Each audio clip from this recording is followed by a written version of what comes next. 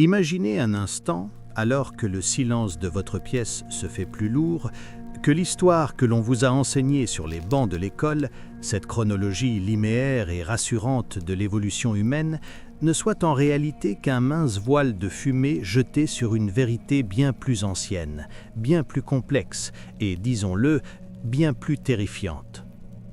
Imaginez que sous les sables brûlants de l'actuel Irak, là où le Tigre et l'Euphrate dessinent les veines d'une civilisation que nous croyons connaître, dorment des fragments d'argile capables de briser le miroir de nos certitudes.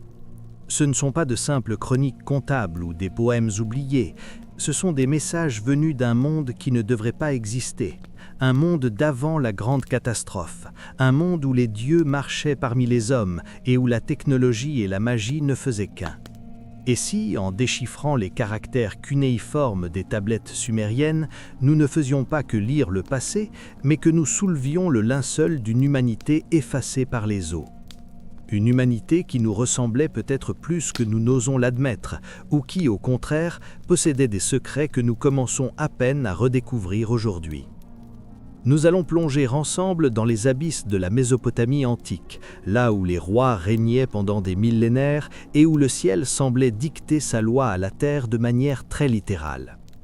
Préparez-vous, car ce que nous allons explorer dépasse le cadre de l'archéologie classique. Nous allons toucher du doigt les anomalies du temps. Si tu veux découvrir d'autres récits troublants, pense à t'abonner.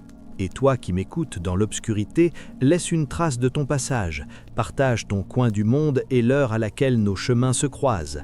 Votre présence ici, dans cette pénombre où seule la voix résonne, est le premier pas vers une compréhension que peu de gens osent chercher. Le voyage commence par une constatation troublante.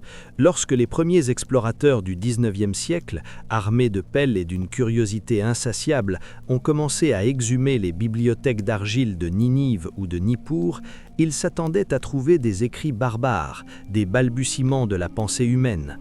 Au lieu de cela, ils ont été frappés de stupeur face à la complexité d'une cosmogonie qui semblait sortie de nulle part.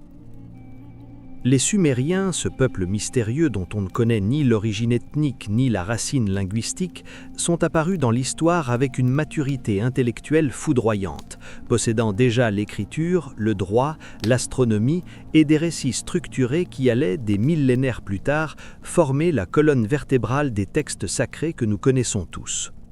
Mais c'est dans la Liste royale sumérienne, ce document fascinant gravé sur des prismes et des tablettes, que le vertige commence réellement. Elle énumère les dynasties avec une précision clinique, mais avant d'arriver aux rois historiques, ceux dont nous pouvons retracer l'existence, elle mentionne des souverains au règne s'étalant sur des dizaines de milliers d'années.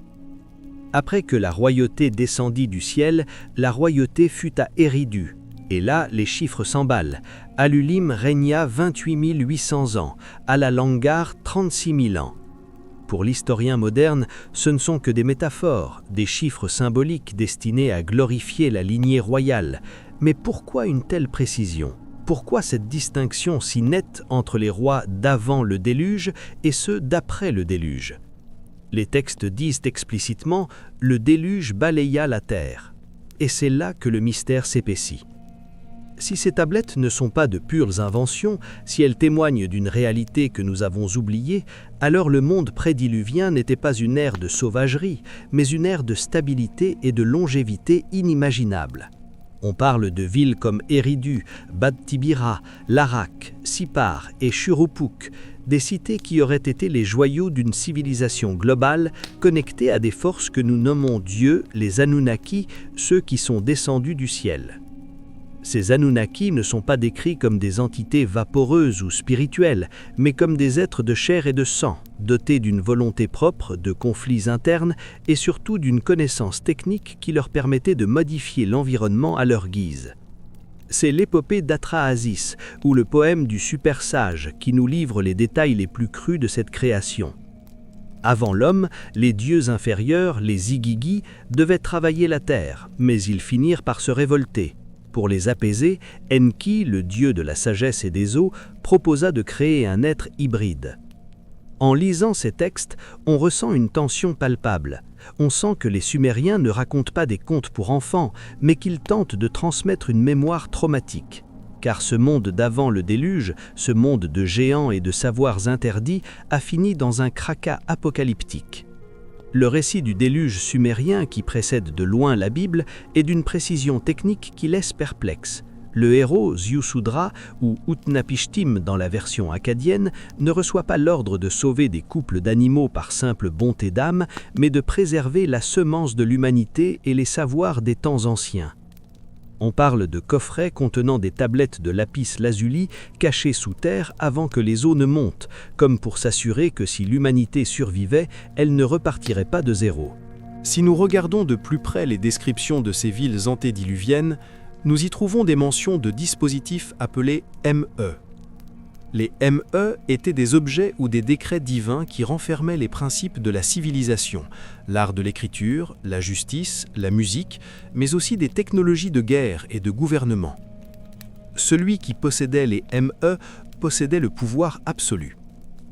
Imaginez ces objets non pas comme des concepts abstraits, mais comme des sortes de supports de données, des artefacts technologiques permettant d'activer des fonctions sociales ou matérielles complexes. C'est dans ce contexte que le monde d'avant le déluge se dessine. Une société hiérarchisée, hautement avancée, vivant sous la tutelle d'êtres aux capacités prolongées, une époque où la barrière entre le naturel et l'artificiel semblait n'avoir aucune consistance. Cependant, au-delà de la splendeur de ces cités, un malaise grandissait. Les textes nous disent que la terre devint bruyante, le cri de l'humanité devint trop fort pour Enlil, le seigneur de l'air et du commandement. Ce bruit qui empêche les dieux de dormir, qu'était-il vraiment ? Était-ce une simple surpopulation ou s'agissait-il d'une rébellion technologique, d'un écart de conduite éthique de la part d'une humanité qui commençait à trop ressembler à ses créateurs ? Les Sumériens suggèrent que l'ordre du monde a été rompu, que l'équilibre entre le ciel et la terre s'est brisé. Et c'est cette rupture qui a conduit au décret final de destruction. Mais pourquoi devrions-nous croire ces tablettes plus que nos propres livres de géologie ? La réponse réside peut-être dans les couches sédimentaires. Partout dans le monde, des traditions racontent la même histoire, un âge d'or suivi d'une catastrophe aquatique, mais seuls les Sumériens nous donnent le contexte politique et technique de ce désastre. Ils nous parlent d'une observation astronomique précise, de la position des astres et de l'approche d'un corps céleste ou d'une perturbation majeure. Ils nous décrivent le ciel changeant de couleur, le vent hurlant et les fondations de la terre qui tremblent. Dans cette première exploration, nous devons nous poser la question fondamentale. Et si nous n'étions pas la première civilisation avancée sur cette planète ? Si les tablettes sumériennes sont les archives d'un cycle précédent, alors chaque mot gravé dans l'argile est un avertissement. Le monde d'avant le déluge n'était pas un monde de primitifs, mais un monde de bâtisseurs de pyramides, de maîtres des étoiles et de manipulateurs du vivant. Un monde qui, à force de vouloir égaler les dieux, a fini par provoquer sa propre perte. Mais avant que l'eau ne recouvre tout, il y eut des millénaires d'histoire, des guerres fratricides entre entités stellaires et des découvertes qui, si elles étaient révélées aujourd'hui, obligeraient à réécrire chaque manuel de science. Prenez le temps de laisser ces images s'installer en vous. Imaginez ces cités de briques bleues et d'or s'élevant dans un paysage qui n'était pas encore le désert que nous connaissons, mais une savane luxuriante, irriguée par des fleuves domptés. Imaginez le regard de ces hommes et de ces femmes d'autrefois, voyant dans le ciel non pas des points lumineux lointains, mais les demeures de leur Seigneur. Tout ce que nous allons découvrir dans les prochaines parties, la nature réelle des Anunnaki, les technologies cachées dans les textes, la véritable raison du déluge et les traces archéologiques impossibles, prennent racine ici, dans ce premier réveil des pierres. Car les tablettes ne mentent pas, elles attendent simplement que nous soyons assez lucides pour supporter leur vérité. Nous allons maintenant nous enfoncer plus profondément dans le passé, vers l'époque où les 7 sages sont sortis de la mer pour apporter la silinisation aux hommes. Qui étaient-ils vraiment ? Et comment ont-ils, en l'espace de quelques générations, transmis des connaissances astronomiques que nous n'avons confirmées qu'avec l'invention du télescope ? Le mystère sumérien ne fait que commencer, et chaque couche de terre retirée nous rapproche de ce moment fatidique où le monde a basculé dans l'abîme. Restez avec moi, car la suite de ce récit va vous amener là où la science-fiction rejoint la réalité la plus brute. Pour comprendre le monde d'avant le déluge, nous ne pouvons pas nous contenter de regarder les pierres, nous devons regarder les êtres qui les ont posées. Dans le panthéon mésopotamien, un nom résonne avec une fréquence presque électrique, les Anunnaki, littéralement ceux qui sont descendus du ciel sur la terre. Pour l'archéologie officielle, il s'agit de divinités nées de l'imaginaire de paysans effrayés par l'orage ou la crue. Mais si vous lisez les tablettes avec un œil débarrassé de tout préjugé, une toute autre image émerge. On ne nous parle pas d'esprits immatériels, mais de technocrates du cosmos, d'une caste d'êtres dotés d'une hiérarchie militaire stricte, de querelles de familles sanglantes et surtout d'un besoin vital de ressources terrestres. Imaginez que la Terre, il y a des centaines de milliers d'années, n'était pas un sanctuaire sauvage, mais une vaste exploitation minière à ciel ouvert, une colonie lointaine pour une civilisation dont les besoins nous dépassent. Selon l'Enuma Elish et l'Atrahasis, les Anunnaki ne sont pas venus seuls, ils étaient servis par une classe inférieure d'êtres appelés les Igigi. Pendant des millénaires, ces Igigi ont creusé les canaux, édifié les fondations des cités et extrait l'or des entrailles de la planète. L'or, dans les textes sumériens, n'est pas qu'une monnaie d'échange, il semble avoir une utilité structurelle, peut-être atmosphérique ou technologique. Mais le travail était épuisant. Les tablettes décrivent une scène que l'on croirait sortie d'un rapport syndical moderne. Les Igigi, à bout de force, mirent le feu à leurs outils et encerclèrent le palais d'Enlil, le seigneur du commandement. Ils exigeaient d'être libérés de ce fardeau insupportable. C'est à cet instant précis que l'histoire du monde a basculé. Au lieu d'exterminer les rebelles, Enki, le scientifique du groupe, le maître de l'Abzu, ce domaine mystérieux situé sous la surface de la Terre, proposa une solution radicale, créer un remplaçant, un travailleur primitif qui porterait le joug à la place des dieux. C'est ici que le récit devient proprement troublant. Les tablettes ne disent pas qu'Enki a fait apparaître l'homme d'un claquement de doigts, elles décrivent un processus de laboratoire. On parle de l'argile de l'Abzu mélangée au sang et à la personnalité d'un dieu sacrifié.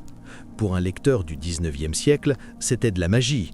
Pour nous, au 21e siècle, cela ressemble furieusement à une manipulation génétique. On prend une souche locale, un hominidé déjà présent sur Terre, et on y injecte le matériel biologique des Anunnaki. Le résultat, l'Adamu, le premier humain de cette lignée conçu pour servir.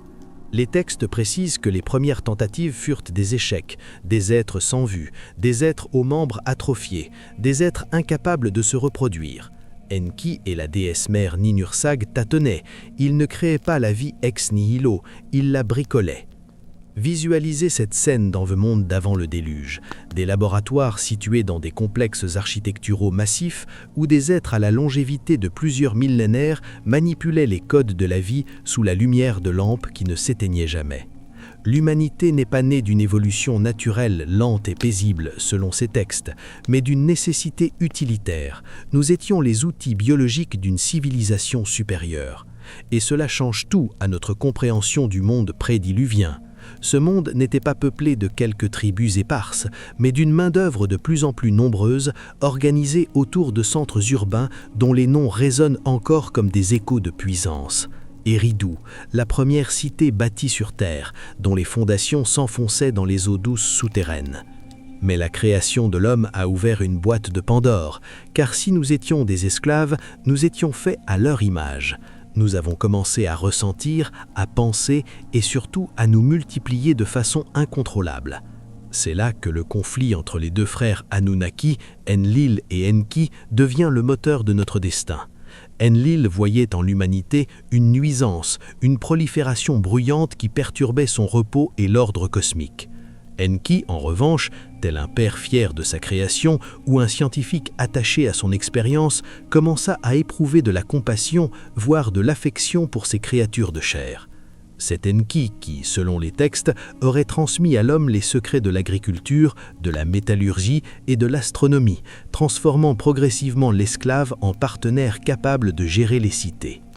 Le monde d'avant le déluge était donc un monde hybride, un monde où des hybrides humains Anunnaki, les fameux Néphilim dont parle la Genèse, qui s'inspire directement de ces sources, régnaient comme des demi-dieux.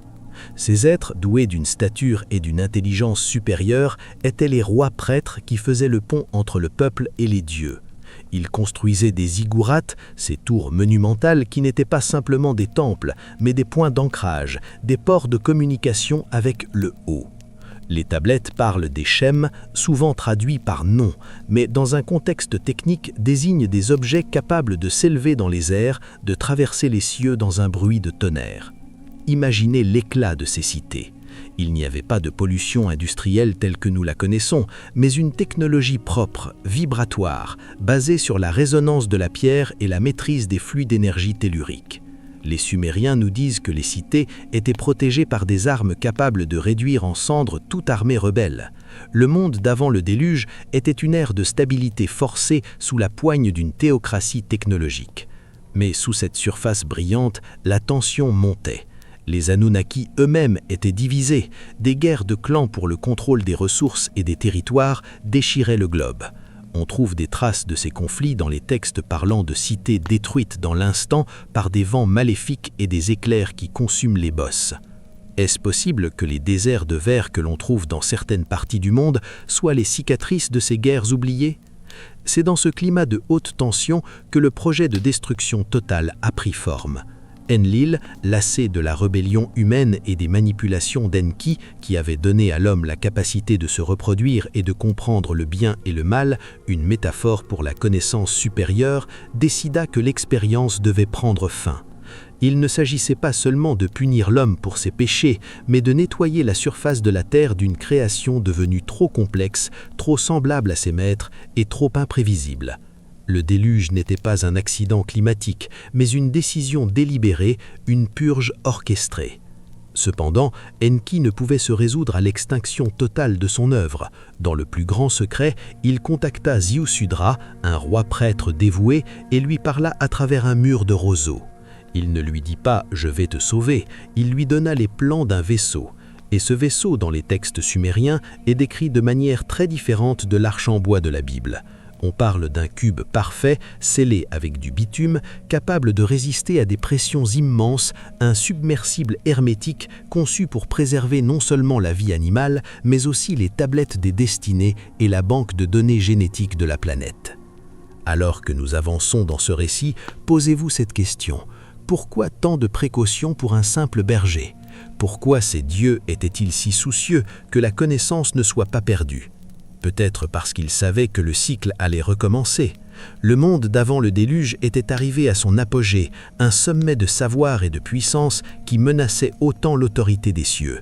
En effaçant tout, les Anunnaki espéraient reprendre le contrôle. Mais Enki, le rebelle, a laissé une trace, une faille dans le système. Nous sommes cette faille. Nous sommes les descendants de ce monde brisé, porteurs d'un héritage génétique et intellectuel que nous commençons seulement à décrypter sur ces morceaux d'argile vieillis de 6000 ans.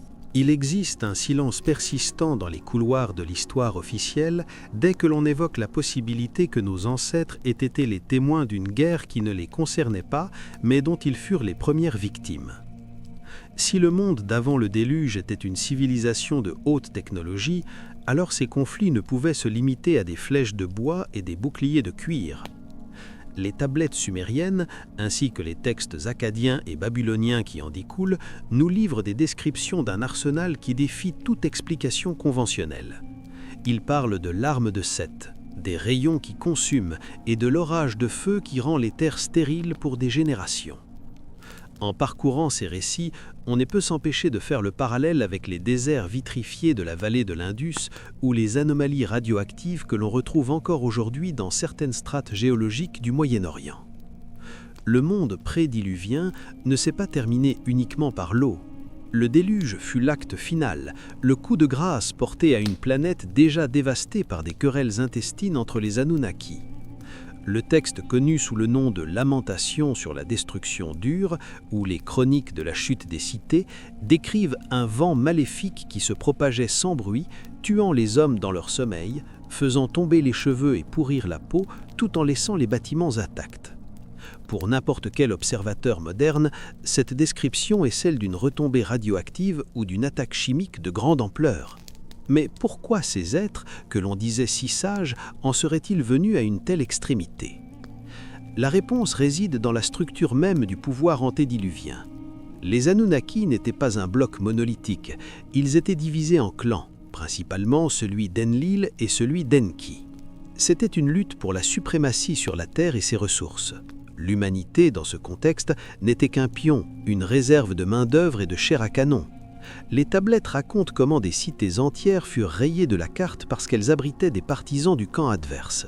Ce monde d'avant le déluge, que nous imaginons parfois comme une Arcadie paisible, était en réalité une poudrière technologique où le savoir était synonyme de destruction.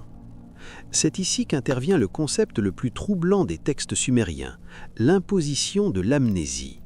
Après la catastrophe, après que les eaux eurent lavé la terre de ses cendres et de... Le monde d'après le déluge était un cimetière de boue et de silence. Imaginez l'horizon à perte de vue, recouvert d'un limon grisâtre, là où se dressaient autrefois des cités de lumière et des jardins suspendus.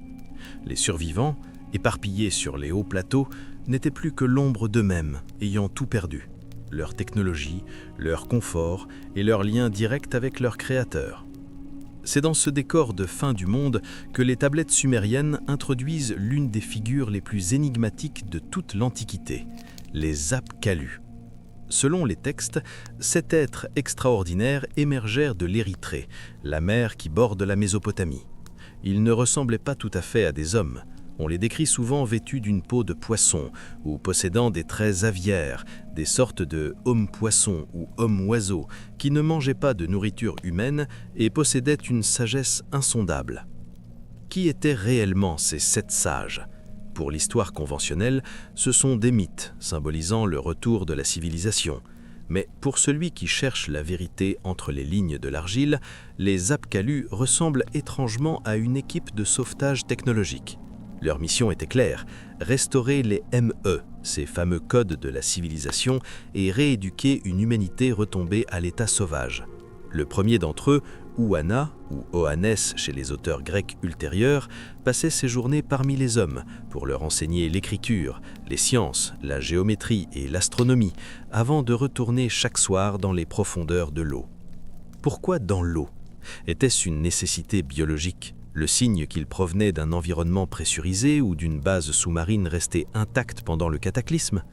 Ces sages sont les véritables architectes du monde post-diluvien, mais leurs racines plongent directement dans le monde d'avant. Ils sont les dépositaires des archives antédiluviennes. Les textes sumériens nous disent que ces êtres savaient comment les cieux et la terre étaient reliés. Ils enseignèrent aux hommes que tout dans l'univers est vibration et nombre.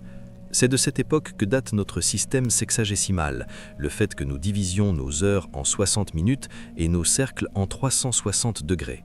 Pourquoi 60 ? Parce que c'est un nombre parfait pour l'astronomie complexe, une base mathématique léguée par une civilisation qui voyait l'univers non pas comme un chaos, mais comme une horloge de précision.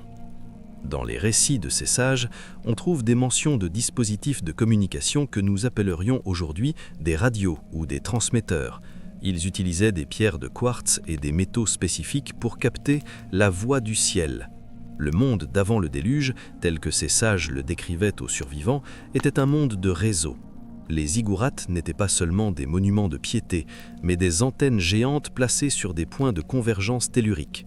Les tablettes expliquent que si le rituel n'était pas effectué correctement, la fureur des dieux, peut-être une décharge énergétique, pouvait foudroyer l'imprudent. On comprend alors que la magie des anciens n'était que la science de ceux qui nous ont précédés, une science basée sur la maîtrise de l'éther et de la résonance. Mais les sages n'ont pas seulement apporté la science, ils ont aussi apporté la loi. Ils ont instauré la royauté sacrée. À leurs yeux, l'humanité ne pouvait pas se gouverner seule sans risquer un nouveau chaos. Les rois étaient choisis pour leur lignée, un mélange génétique spécifique qui leur permettait d'interagir avec les Anunnaki sans périr. C'est ici que naît le concept du droit divin.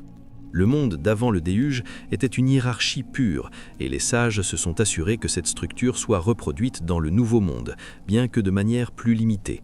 L'homme n'était plus un esclave de mine, mais il restait un serviteur du système. Une question demeure cependant. D'où venaient les connaissances astronomiques impossibles des sages ? Comment savaient-ils que la Terre tourne autour du Soleil, ou que le système solaire compte des planètes invisibles à l'œil nu ? Les tablettes comme le Mul Apine recensent des mouvements stellaires sur des cycles de 26 000 ans, le cycle de la précession des équinoxes. Pour calculer un tel cycle, il faut des observations suivies sur des millénaires. Cela prouve que les sages n'inventaient rien, ils consultaient des banques de données. Ils avaient accès à ce que les Sumériens appelaient les tablettes des destinées, des sortes de registres cosmiques contenant l'histoire passée et future de l'univers. Certains chercheurs audacieux suggèrent que ces sages étaient les derniers représentants d'une caste scientifique Anunnaki restée sur Terre, ou peut-être même des survivants d'une humanité antérieure, une première humanité plus évoluée qui aurait survécu dans des cités souterraines ou des complexes sous-marins. Leur apparence poissonneuse pourrait être une description de combinaisons de plongée ou de survie haute technologie, interprétée par des témoins primitifs. Dans l'obscurité de votre écoute, posez-vous la question: si vous deviez expliquer un astronaute en combinaison à un homme d'il y a 10 000 ans, quel mot utiliseriez-vous ? Vous parleriez d'écailles brillantes, d'un casque transparent comme l'eau et d'une voix qui résonne sans que la bouche ne bouge. Les Apkallu finirent par quitter la surface de la Terre. Les textes disent qu'ils montèrent aux cieux ou qu'ils retournèrent à l'Abzu avant d'avoir accompli leur tâche. Mais ils laissèrent derrière eux des lignées de scribes et de prêtres savants chargés de protéger ces secrets. Ces secrets, cachés dans des temples interdits aux profanes, allaient devenir la base de toutes les sociétés secrètes et des écoles de mystères de l'Antiquité. L'Égypte, l'Inde, la Grèce, toutes boiront à la même source, celle de la sagesse sumérienne, elle-même héritière du monde prédiluvien. L'influence de ces sages se fait encore sentir. Quand nous regardons nos montres, quand nous utilisons la géométrie, quand nous observons les étoiles, nous utilisons les outils de ces êtres de l'abîme. Ils ont formaté notre réalité pour qu'elle soit stable, prévisible, mais aussi limitée. Le monde d'avant le déluge était libre, sauvage et divin. Le monde d'après est une cage dorée dont les barreaux sont faits de mathématiques et de lois. Mais que se passerait-il si l'une de ces tablettes des destinées était retrouvée aujourd'hui ? Si les coffrets butulés par Zusudra sous la ville de Sipar avant que les eaux n'arrivent étaient exhumés ? Les textes disent que ces archives contiennent la technologie pour ouvrir les portes du ciel. Est-ce pour cela que certaines zones de l'ancienne Mésopotamie sont aujourd'hui le théâtre de conflits incessants, comme si des puissances modernes cherchaient à s'emparer d'un héritage qui ne leur appartient pas ? Imaginez le silence qui précède l'effondrement d'un monde. Un silence lourd, électrique, où même les oiseaux cessent de chanter. Dans les textes sumériens, ce moment est décrit avec une terreur presque clinique. Ce n'était pas une simple pluie torrentielle, une averse qui aurait duré un peu trop longtemps. C'était, selon les scribes, une rupture des fondations mêmes de la réalité. Les tablettes nous disent que les vannes du ciel s'ouvrirent, mais aussi que les profondeurs de l'Abzu se déchaînèrent. Pour comprendre le monde d'avant le déluge, il faut accepter l'idée que la Terre a subi un traumatisme si violent qu'il a littéralement déplacé les pôles et effacé des continents entiers de la carte de la mémoire humaine. Le récit de Ziusudra, notre Noé sumérien, est frappant de détails. Il ne nous parle pas d'un vieillard sur une barque, mais d'un homme enfermé dans une structure scellée, un bateau de vie, alors que dehors le ciel semblait s'écrouler sur la terre. Les textes décrivent l'obscurité totale, un vent qui mugissait comme un taureau et des eaux qui ne montaient pas seulement par le bas, mais qui semblaient surgir de partout. Les Anunnaki eux-mêmes, dans leur demeure céleste, sont dépeints comme étant terrifiés par la violence de ce qu'ils avaient déclenché. Les tablettes disent qu'ils se blottissaient comme des chiens contre les murs, pleurant la destruction d'une création qu'ils avaient pourtant condamnée. Si ces êtres étaient de simples métaphores de la nature, pourquoi seraient-ils effrayés par leur propre pouvoir ? Cela suggère que le déluge a peut-être dépassé les prévisions de ses propres instigateurs, ou qu'une force cosmique extérieure s'est invitée dans l'équation. Mais quittons un instant l'argile pour le terrain. Si un tel événement a eu lieu, où sont les preuves ? Les sceptiques vous diront qu'il n'existe aucune trace d'une inondation globale et simultanée. Pourtant, la géologie moderne nous raconte une histoire différente pour peu qu'on sache lire entre les lignes. Aux alentours de 10 500 avant notre ère, à la fin du Pléistocène, la Terre a connu un épisode de réchauffement brutal et massif appelé le Dryas récent. En l'espace de quelques années, un battement de cils à l'échelle géologique, le niveau des mers est monté de plus de 100 mètres. Des millions de kilomètres carrés de terres fertiles, de plaines littorales où se concentraient probablement les populations, ont été englouties. C'est ce que les scientifiques appellent les meltwater pulses. Imaginez des tsunamis de plusieurs centaines de mètres de haut, ravageant les côtes, pénétrant profondément dans les terres, broyant tout sur leur passage. C'est ici que le monde d'avant le déluge devient tangible. Sous les eaux du golfe Persique, des expéditions sous-marines ont révélé des traces de cours d'eau asséchés et de structures qui pourraient être des campements, voire des cités, datant d'une époque où cette zone était une vallée verdoyante, l'Éden des textes anciens. Les Sumériens disaient que leurs ancêtres venaient de Dilmun, une terre de pureté située vers le soleil levant.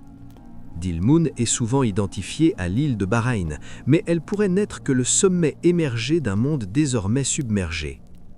Le plus troublant reste la présence de sédiments marins à des altitudes inexplicables. On retrouve des fossiles de coquillages et des traces d'érosion aquatique sur des structures comme le sphinx de Gizeh ou dans les hautes montagnes des Andes. Comment l'eau a-t-elle pu atteindre de telles hauteurs ? Les tablettes sumériennes nous donnent peut-être une piste. Elles parlent d'un basculement de la Terre, d'une instabilité de la corde céleste. Si l'axe de rotation de notre planète a été perturbé par l'approche d'un corps massif ou par un impact d'astéroïdes, comme le suggère la théorie de l'impact du Dryas récent, la force centrifuge aurait déplacé les océans dans un mouvement de va-et-vient apocalyptique. Ce n'était pas une inondation, c'était une marée planétaire. Et que dire des cités impossibles ? Partout dans le monde, nous trouvons des constructions mégalithiques dont la précision défie nos capacités actuelles. Baalbek au Liban, avec ses pierres de 800 tonnes taillées et ajustées au millimètre près, Sacsayhuaman au Pérou, ou des blocs de calcaire s'emboîtent comme un puzzle organique, l'archéologie classique nous dit que ces structures ont été érigées par des peuples de l'âge du bronze ou du fer avec des outils rudimentaires.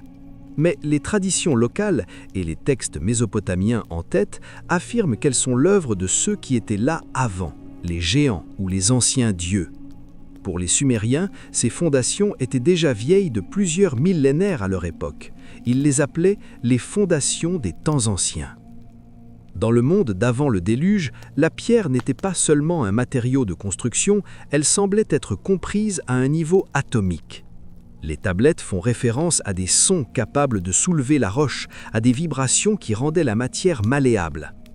Est-il possible que nous ayons perdu une branche entière de la physique, une science de la résonance, que les Anunnaki maîtrisaient et qu'ils ont embarqué avec eux dans leur fuite ? Car c'est là un point crucial. Le déluge a agi comme un bouton reset.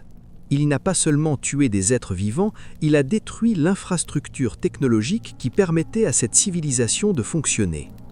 Imaginez notre monde aujourd'hui si demain, l'électricité, Internet et tous nos supports digitaux disparaissaient sous des kilomètres de boue.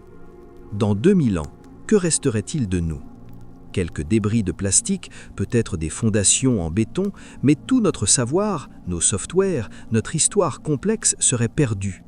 Nous serions pour nos descendants des êtres mythiques vivant dans un âge d'heures technologiques incompréhensibles. C'est exactement ce que sont les Sumériens pour nous, les héritiers traumatisés d'un monde de haute technologie qui a sombré dans l'oubli.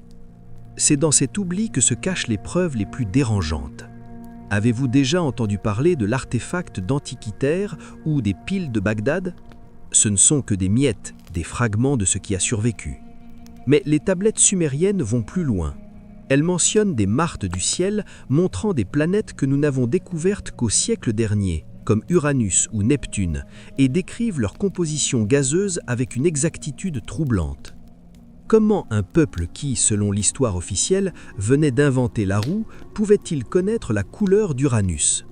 La seule réponse logique est qu'ils n'ont pas découvert ces choses, ils les ont héritées. Ils ont hérité des archives du monde d'avant le déluge. Le traumatisme fut tel que l'humanité a mis des millénaires à s'en remettre. Les textes nous disent qu'après le retrait des eaux, la royauté descendit de nouveau du ciel. Les Anunnaki revinrent, mais les conditions avaient changé. La terre était dévastée, le climat était devenu rude et l'homme, autrefois serviteur dans un jardin luxuriant, devait maintenant lutter pour sa survie. C'est l'époque où les dieux ont appris aux hommes l'agriculture de subsistance, car la nature ne donnait plus ses fruits d'elle-même. C'est l'époque de la douleur, celle que l'on retrouve dans le récit biblique d'Adam chassé de l'Éden. Nous voici arrivés au terme de ce voyage à travers les millénaires, au bord de cet abîme de temps où le monde d'avant le déluge cesse d'être une légende pour devenir une réalité obsédante. Si vous m'avez suivi jusqu'ici, dans cette pénombre où les mots résonnent comme des échos dans une ziggourate vide, vous avez compris que les tablettes sumériennes ne sont pas de simples reliques. Elles sont les boîtes noires d'une civilisation crachée, des enregistrements destinés à une humanité qui, un jour, serait de nouveau capable de comprendre la technologie des dieux. Mais une question demeure, plus pressante que toutes les autres. Pourquoi maintenant ? Pourquoi ces secrets remontent-ils à la surface de notre conscience collective alors que nous semblons nous-mêmes au bord d'un nouveau basculement ? L'héritage final du monde prédiluvien ne réside pas seulement dans des objets physiques ou des ruines mégalithiques, il réside dans notre structure même. Les Sumériens ont laissé derrière eux ce qu'ils appelaient la liste royale, mais aussi des prophéties sur le cycle du destin. Selon ces textes, le temps n'est pas une ligne droite qui s'étire vers l'infini, mais une roue, un char qui tourne et revient sur ses pas. Les Anunnaki, avant de se retirer dans les profondeurs de l'espace ou dans les dimensions cachées de l'Abzu, auraient laissé des marqueurs temporels. Ils savaient que l'humanité, malgré son amnésie programmée, finirait par redécouvrir les lois de la génétique, de l'atome et de l'espace. Et ils ont promis une chose, le retour. Regardez le monde autour de vous. Nous sommes en train de recréer, trait pour trait, le monde d'avant le déluge. Nous manipulons le génome comme Enki dans ses laboratoires de l'Éridu. Nous construisons des réseaux de communication globaux qui ressemblent à s'y méprendre aux ME des cités antiques. Nous lançons des engins vers les étoiles à la recherche de nos origines. Les tablettes sumériennes nous disent que lorsque l'homme commencera à nouveau à faire du bruit, lorsque sa technologie menacera l'équilibre des sphères, les observateurs reviendront. Est-ce là l'explication des phénomènes aériens inexpliqués qui se multiplient ou de ce sentiment d'urgence qui sature notre époque ? Les Sumériens nous ont légué un avertissement gravé dans l'argile. Le déluge n'a pas seulement été une catastrophe naturelle, il a été la conséquence d'un désalignement entre notre puissance technique et notre sagesse spirituelle. Le monde d'avant était une prison dorée, mais nous avons le potentiel de faire du monde d'après un espace de liberté réelle. Pour conclure ce récit, revenons à ces tablettes enterrées sous les sables de l'Irak. Elles attendent que nous arrêtions de nous battre pour des morceaux de terre et que nous commencions à regarder le ciel avec les yeux de ceux qui savent. Le monde d'avant le déluge n'est pas mort, il sommeille dans nos mythes, dans nos cathédrales bâties sur des sites antiques et dans le silence des déserts. Il se révèle à ceux qui osent poser des questions dérangeantes, à ceux qui acceptent que notre histoire soit bien plus vaste et mystérieuse que ce que les manuels nous autorisent à croire. Merci d'avoir partagé ce long voyage dans l'obscurité avec moi.